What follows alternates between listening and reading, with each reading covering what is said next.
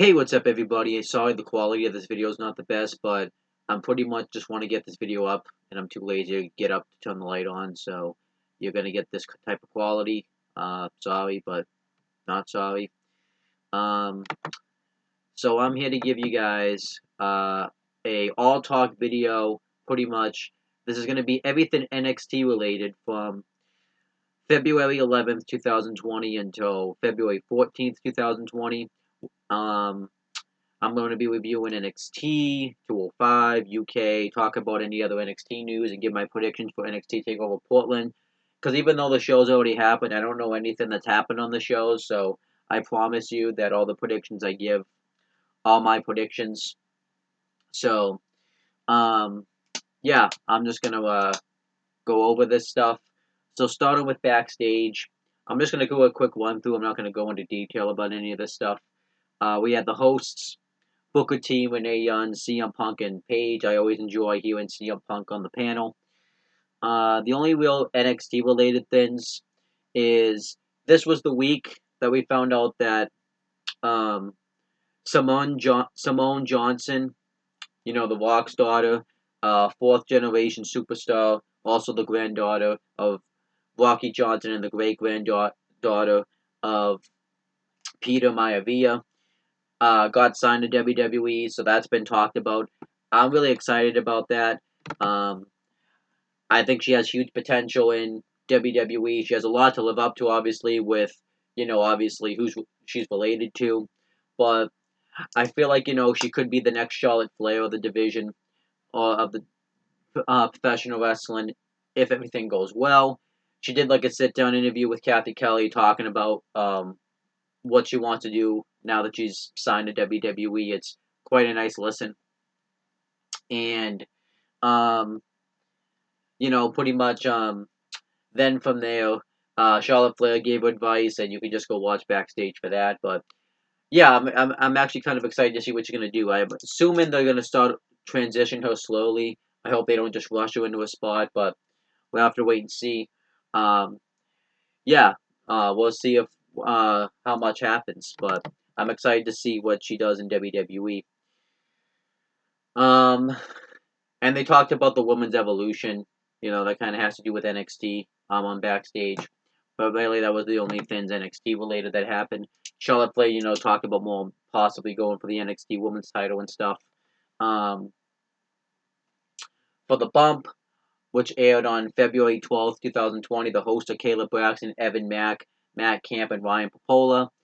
The only things NXT related were that Candice LeRae and Johnny Gargano got interviewed because this was like the Valentine's Day edition, so it showed Candice LeRae and Johnny Gargano touring the Performance Center, um, and not the Performance Center, but the WWE headquarters. So I'm also tired too. I just want to get this done so I can just get up tomorrow and watch Takeover and not have to do this. So I'm kind of putting forth a little bit of a half-assed effort. They talked about like their first date, and they played him or her where the panel gave them like things to describe each other, and they said which one is better at it. So a lot of it was Candice LeRae. So there you go. For NXT, now we're on to reviewing a real wrestling show, which was February 12th, 2020. For WWE.com exclusives, throughout the WWE PC YouTube channel, they aired this comeback documentary that they did for Tegan Knox, and you know, Tegan, it's just everything that Tegan Knox had to go through to make this comeback in a nutshell, from the first time she got injured till she returned. I actually forgot to watch part 4 before I recorded this, and on the bump we also found out that at a live event, Cameron Grimes and Johnny Gargano got into it. So on the bump, Johnny Gargano said that he would request a match with Cameron Grimes, and then Cameron Grimes got interviewed, and we found out that he's going to face Johnny Gargano, so we found out that the match was official. We ended up having that match. That match was great. You should definitely check it out. Johnny Gargano ended up getting the win with the Gargano escape, but it didn't make Cameron Grimes look weak. It was actually one hell of a match. But then we actually have the show. We have the commentary team of Beth Phoenix, Maul Ranallo, and Nigel McGuinness. Um, It's an awesome intro video. Roderick Strong did a promo calling out Velveteen Dream. You know, he wanted to get his hands on him for putting his hands on them and attacking the Undisputed Era and having his wife and his kid's face on his tights. But then he got cut off by Bronson Reed, which led to them having a match. Which I like that this tied in from the attacks that the Undisputed Era were doing on everybody last week. They had a very solid match. You know, I really liked because it was kind of like Roderick Strong was so focused on Velveteen Dream, and because of the power of Bronson Reed, he was struggling to really get out of the gates. But eventually, Velveteen's Dream music goes off, and the arena gets all dark, and it leads to a distraction. Um, and it allows Bronson Reed to get the advantage for a little bit, but when he goes to go off the top rope to do a splash, Roderick Strong catches him with a high knee, and Roderick Strong still puts him away. And then Velveteen Dream comes on the stage and does this distorted promo saying that pretty much that since you took me out, I'm going to get you where it hurts and go after your family. And I kind of like that NXT's kind of, I don't think it's a new approach, but it's kind of an approach that I'm not really used to, where they're kind of having us kind of pick who we want to kind of root for. Because even though Roderick Strong's supposed to be the heel and Velveteen Dream's supposed to be the babyface, you know, the Roderick Strong's the one you're sympathizing with, but Velveteen Dream is kind of the one that's going after his family. But then you could also look at it, though, that Roderick Strong, since he took out Velveteen Dream, this is a way for Velveteen Dream to get his revenge. So I really enjoy how they do this. And throughout this show, they showed this road trip that the Broserweights were going on. They wanted to do this road trip so that way they could get the Dusty Rhodes Tag Team Classic Cup to Portland. So they tried to drive there, and they did this funny bit where Pete Dunne was driving. He was driving on the wrong side of the road since he was from Birmingham, and they got pulled over. Matt Riddle was like, "Let me do all the talking," and they ended up getting their car towed. And we found out that Matt Riddle doesn't have a legitimate license. I guess Pete Dunne doesn't either since he doesn't live in America, I guess. So they had to find another alternate destination. So they did the Swan boats in Portland, I think, and they were just using this to relax. And he found a different way. They get on like a jet that Matt Riddle supposedly said was private, but we found out that they actually just hid in the loading dock of the jet, and we found out that it was Triple H's private jet. It was hilarious. It's a hell of a segment, definitely worth the watch, and I really would recommend it. On the show, Candice LeRae fought Dakota Kai. You know, obviously this was like a rematch from the first match they had with Dakota Kai turned heel, and when Dakota Kai got herself DQ'd. And when Candice LeRae cost her the match against Tegan Nox, Dakota Kai ended up winning with a roll-up. And afterwards, Tegan Nox attacked her after Dakota Kai, was laying out Candice LeRae with a wind bell, and it led to a big brawl. And I really enjoyed this. I'm really looking forward to the match at NXT TakeOver Portland. And then what else? I want to make sure I cover. Robert Stone is in his office, and we find out that we're gonna get a rematch on the next episode between Chelsea Green and Caden Carter, which I'm excited about. Then we had a North American Championship build up where it was Mark Henry hyping up the match. It was very enjoyable. Bianca Belair beat Santana Garrett. She just squashed her. And afterwards, she got on the mic and talked about how Rhea Ripley's overlooking her. Then Rhea Ripley came out and said that she's not. It led to a brawl, and Rhea Ripley laid her out with a KOD. I like how they did this. They made Bianca Belair look very strong going into NXT TakeOver Portland. Because she has the title match. She's the challenger, and she should be the one laying her out. On this show, we had a NXT Cruiserweight Championship number 1 contenders match between Angel Garza and Lio Rush. Before the match, Angel Garza got interviewed and said that he's making headlines by showing up on Raw, but he says that he still wants his Cruiserweight title back since he was never pinned, so he never lost the title. And this was probably the best match of the week, including everything professional wrestling related. I really enjoyed it. And eventually, Lio Rush beat him with a roll-up, but I like how they did the callback to the first match where Lio Rush missed the final hour on the outside, but this time he actually hit it on the outside. But Lio Rush won with a roll-up when Angel Garza went for the wing clipper. But it didn't make Angel Garza look weak, because this was actually a nice way to utilize the roll-up finish. And afterwards, Jordan Devlin comes out, and we find out that that match is going to take place on the next episode, and says that you're just the next step in the Irish Aces tour. Really enjoyed that. And I'm really excited to see what they do on the next episode. Geeked. Then, throughout the show, we had Adam Cole get interviewed, and he talked about how he's focused on his match with the Kushida. Tommaso Ciampa's backstage and says that he's desperate to get his NXT title back because a man with nothing to lose is more dangerous. And said, that he never lost the title and everything. He was in the exact same place where he lost where he had to give up the title too. We had Adam Cole versus Kushida. It was very enjoyable. Adam Cole won with the last shot because Kushida actually looked like he had this match won a handful of times. He was doing a ton of armbar submissions, hoverboard locks, springboard back kicks. They really made Kushida a force to be reckoned with. Eventually, Tommaso Ciampa came out and they had a face-off. And off the show, Tommaso Ciampa ended up laying out Adam Cole with a fairy tale ending. And he says that he has to win the title for himself and his family. And I really like this. And it was a very enjoyable NXT show. I'm going to give it an A. I really enjoyed it. There was really nothing Actually, you know what? I'll give it an A+. It wasn't quite S rank, but I'm going to give it a 98 out of 100. It did a very good job of building up to NXT TakeOver Portland. Really made me want to see it. So I thought it was awesome. Then we have NXT UK episode 82 from February 13th. We had Aiden English and Tom Phillips on commentary. We had Eva Valkyrie squash a male. She ended up winning. I honestly forget how she won because it's been a bit now since I've seen the match, but she looked very impressive.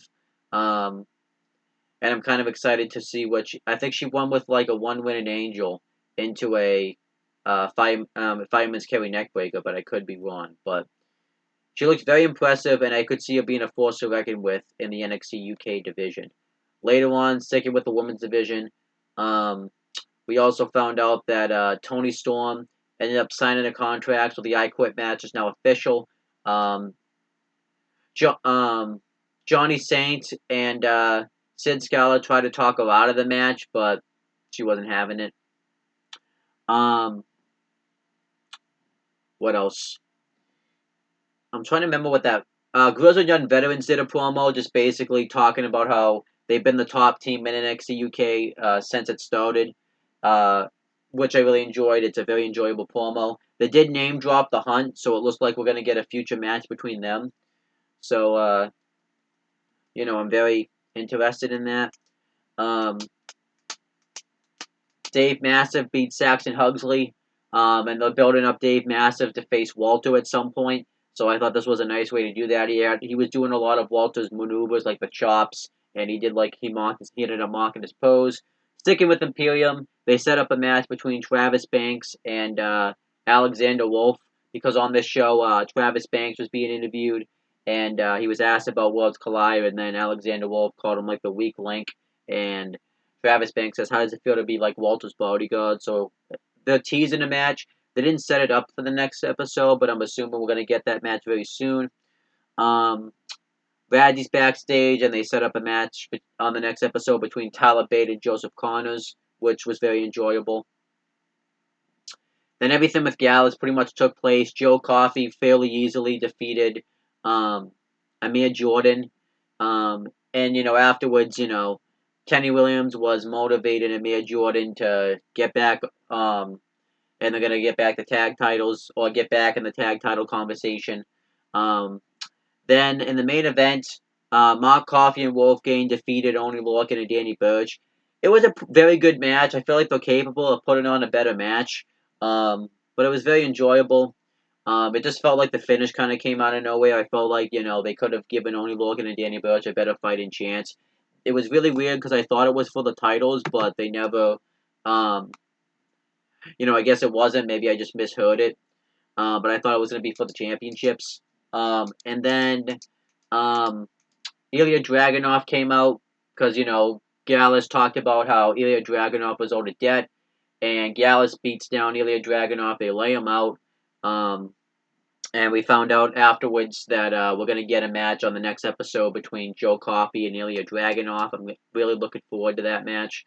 I think that match would be very hard hitting. It's really weird. Gallus just kind of went back to being heels. I guess maybe they were only really faces because they were feuding with Imperium, but it just kind of seems weird that they just randomly went back to being heels. It just feels kind of random. But I enjoyed NXT UK. I actually thought it was a pretty good show. I really enjoyed the main event. I really enjoyed Eva Valkyrie's debut. I really enjoyed how they furthered the Joe Coffey, Ilya Dragunov feud, how they're building up Dave Mastiff for Walter. So I'm going to give it a B minus. I don't think it was quite a really good show. I'll give it like an 84 out of 100. It felt more important, though, than the last episode. Then we have 205 Live for February 7th, 2020. The commentary team was Aiden English and John Quasto. We had Orny Lorcan and Danny Burch versus the Sin Brothers. I didn't take any notes for 205 Live because I watched it via myself, and I'm just realizing that now. And the Sin Brothers came out, and since they were in Canada, they pretended like they were going to turn babyface, but then found out they turned heel because they supported a different hockey team than the one in Canada. I don't watch sports, as you can tell. And the match they actually had with the Lorcan and Burch was very hard hitting. There was points I actually thought the Sin Brothers were going to win, but Lorcan and Burch won with that draping DDT by Danny Burch from on Lorcan's shoulders. And afterwards, the Brian Kendrick, Arya Daivari, and the Sin Brothers all beat down Lorcan and Burch with steel chairs. Then, before we actually got to the main event, they did some video packages for Wild Mendoza and Joaquin Wild to set up a rematch between them on the next episode, which I'm really looking forward to.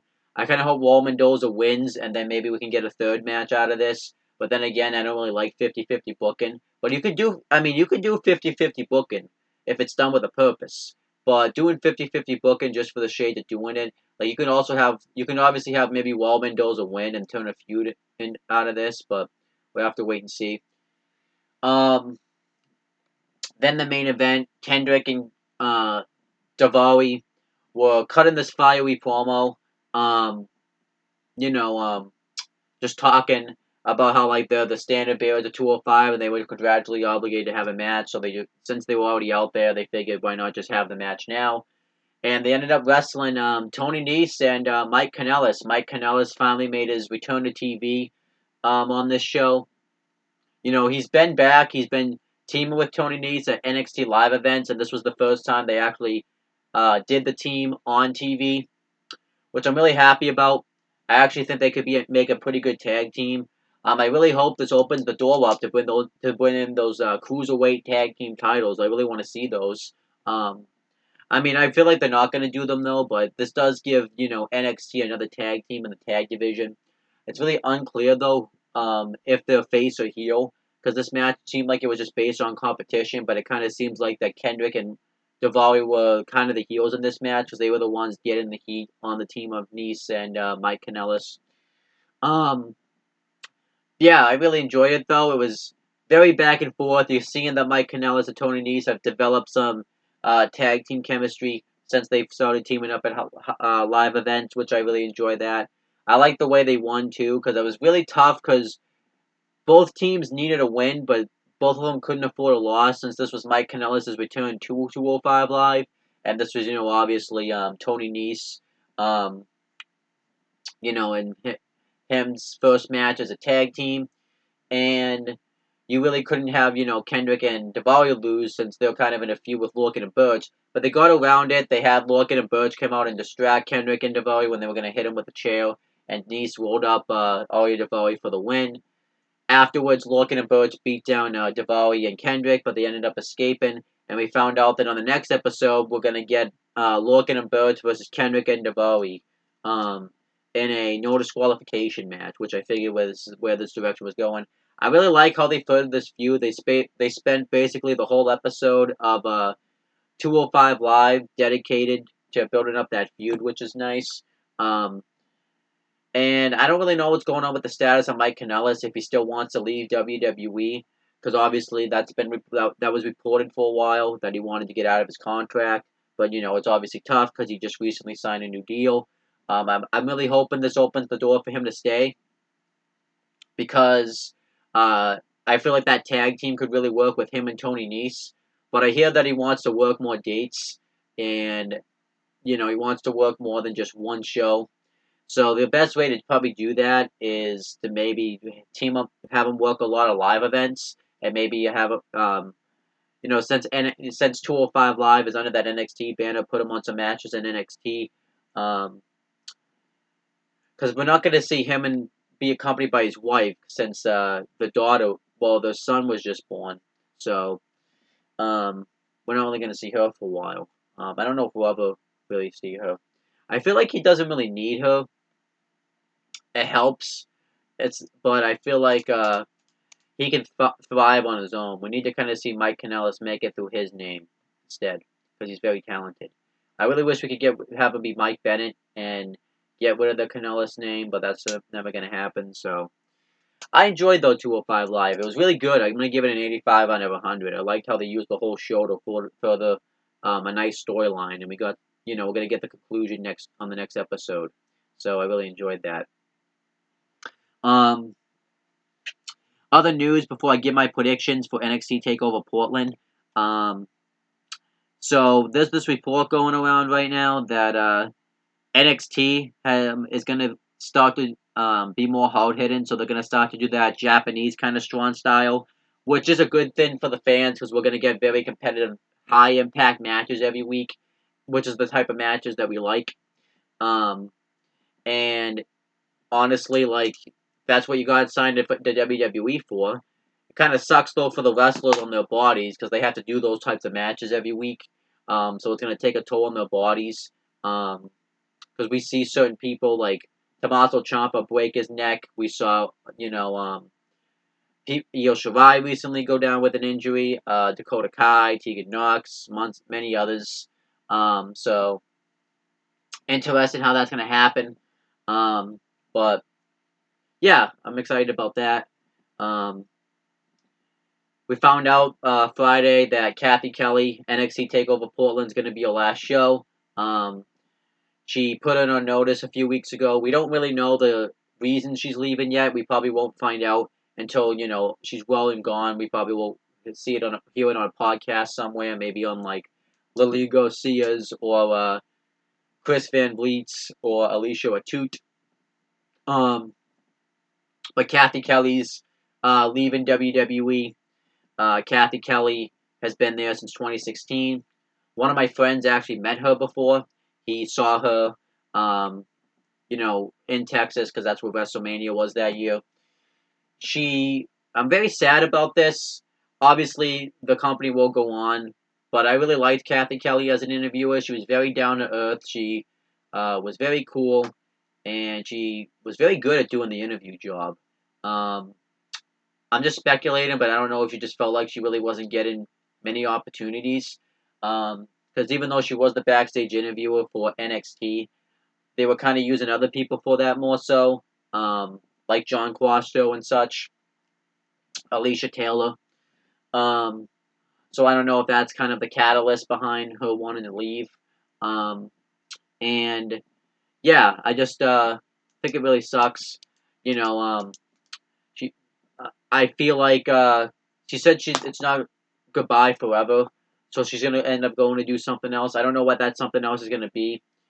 I don't know, but I'm really excited to see where this journey takes her. I don't think she's gonna jump ship and end up going to like All Elite Wrestling, just because I just don't see her doing that. I'd be very surprised.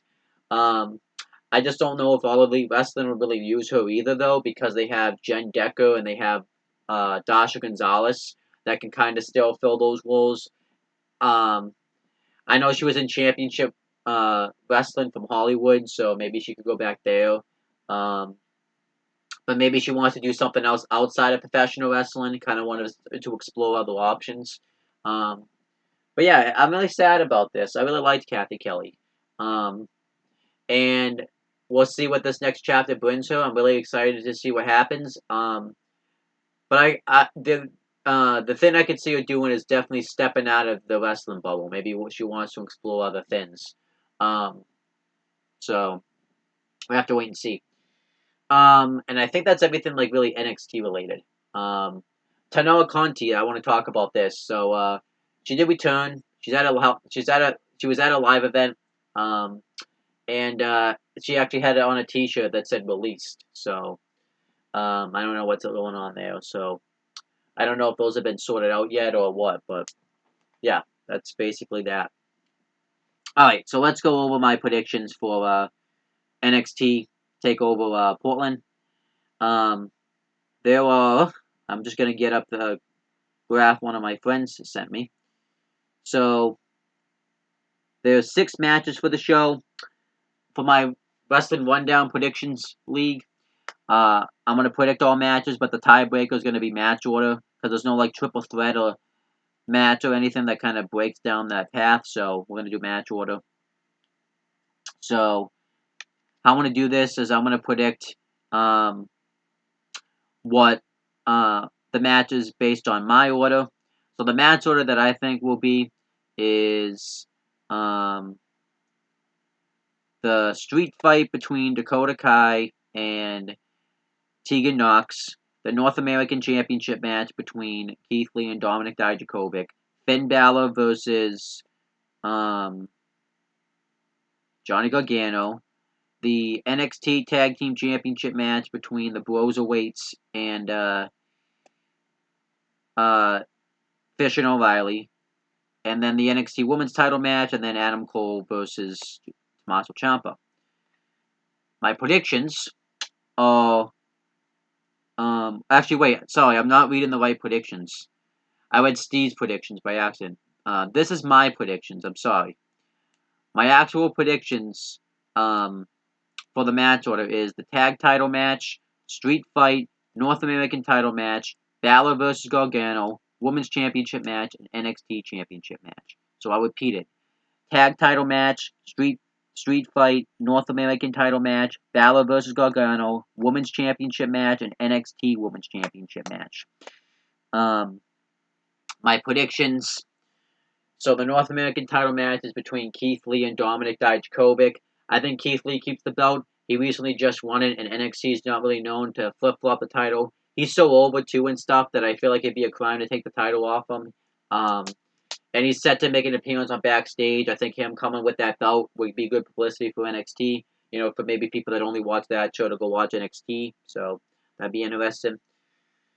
For the street fight between Dakota Kai and Tegan Nox, I'm picking Dakota Kai because I think, you know, they need to validate her heel turn and have her get a big win in a takeover because she really hasn't got one over Tegan Nox. Tegan Nox got her revenge recently on an episode of NXT, so she doesn't really need to win this match. I could see them doing another match, you know, since they'd be tied at 1-1 and maybe have like a big blow-off match. Either doing NXT TakeOver Tampa Bay during WrestleMania weekend on an episode of NXT. All varies. For the NXT Tag Team Championship match between the Broserweights versus Bobby Fish and Kyle O'Reilly, who are defending the titles. I say the Broserweights win that. I think they're doing so well as a team. They've really gelled well together. And I think it's time for the tag titles to get a change. And I think you can get some very entertaining television out of the Broserweights, and some awesome matches out of the Broserweights being the champions. So, for Finn Balor versus Johnny Gargano, this was really tough. This is the match I'm looking forward to the most on the show because it's a dream match that I wanted to see for a while. I say Finn Balor wins. I think he's still in the midst of his heel run. That I think him winning, you know, and with what I predict for the main event, it will kind of become more clear. But I think he's, you know, it'd be a crime for having him lose because he's such a great heel right now that I think it would just continue to build his momentum. Then for the NXT Women's Championship match between Rhea Ripley and Bianca Belair. Rhea Ripley's on fire right now with this belt.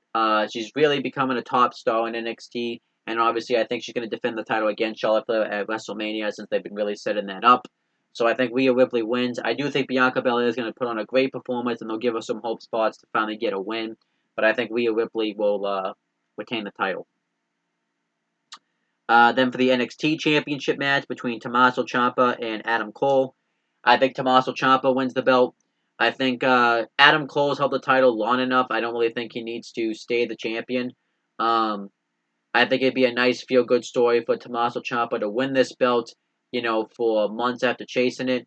I don't know who can take the title off of Adam Cole if he keeps it. You could have Keith Lee, but then they would have to get the North American title off of him.